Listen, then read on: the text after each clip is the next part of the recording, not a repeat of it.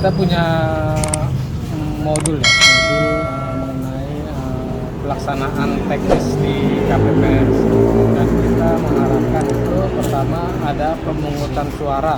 Pemungutan suara itu dipastikan bahwa sesuai dengan jumlah pemilih di setiap TPS.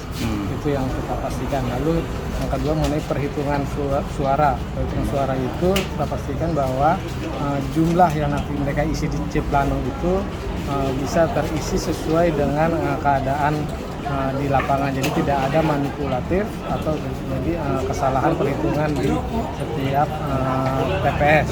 Dan itu juga kita menginginkan agar partisipasi setiap TPS itu tinggi. Kita mentargetkan dari APJaya itu 85% partisipasi datang warga ke TPS pada hari H. Setiap TPS itu jumlahnya berapa?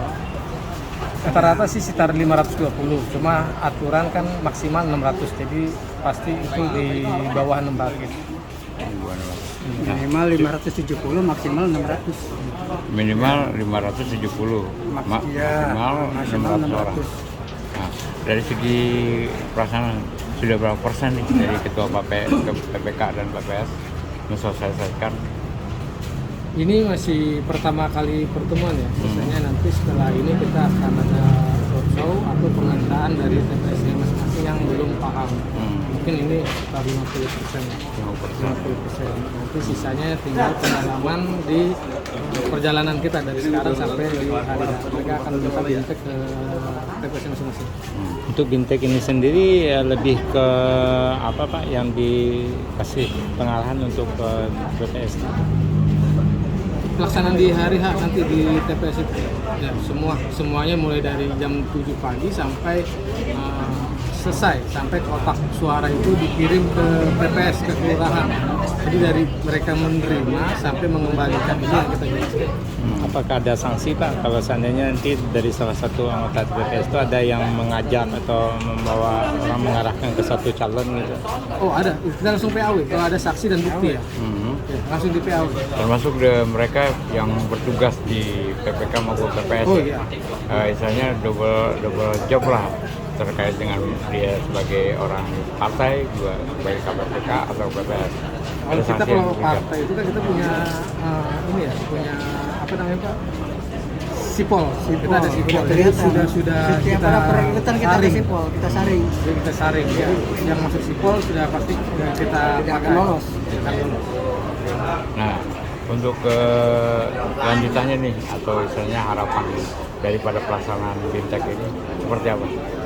Harapannya mereka bisa memahami dengan baik, benar semuanya yang kita jelaskan. Jadi bisa minim kesalahan nanti dia. Karena semuanya teknis serta teknis yang disampaikan. Bekal apa aja sih Pak yang dikasih pengarahan buat mereka? Bekalnya ya mengenai logistik, terus mengenai pemungutan suara, mengenai perhitungan suara, terus mengenai pengisian formulir, terus mengenai sanksinya, terus mengenai laporan pemakaian anggaran ini. Jadi lihat dulu ya kecurangannya itu seperti apa. Jadi setiap kecurangan itu ada macam-macam kecurangan yang bisa kita cegah, ada yang bisa kita tindak langsung, dan juga ada yang mungkin ke ranah pidana, tergantung jenis kecurangan itu. Kita lihat dulu, karena karakter kecurangan itu kan ada macam-macam. Seperti itu. Karena juga ini ada namanya Gakumdu kan.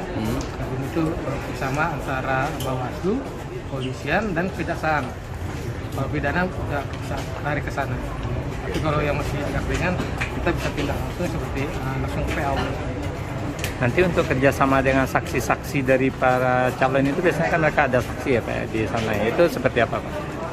Mereka pertama harus menggunakan mandat dulu ya, mandat dari pasangan calon. Jadi legalitasnya di mandat. Kalau mereka tidak ada mandat, kita tidak bisa melayani. Lalu nanti itu mereka akan menyaksikan segala macam, dan akhirnya nanti formulir hasilnya itu diberikan ke mereka. Gitu. Jadi bisa meminimalisir kecurangan atau segala macam kesalahan. Izin Pak Heri sebagai apa? Saya ketua PPK Sukma Jaya. Jaya. Kalau Pak Subur Ketua PPS Sahabat Jaya. ya, makasih Pak.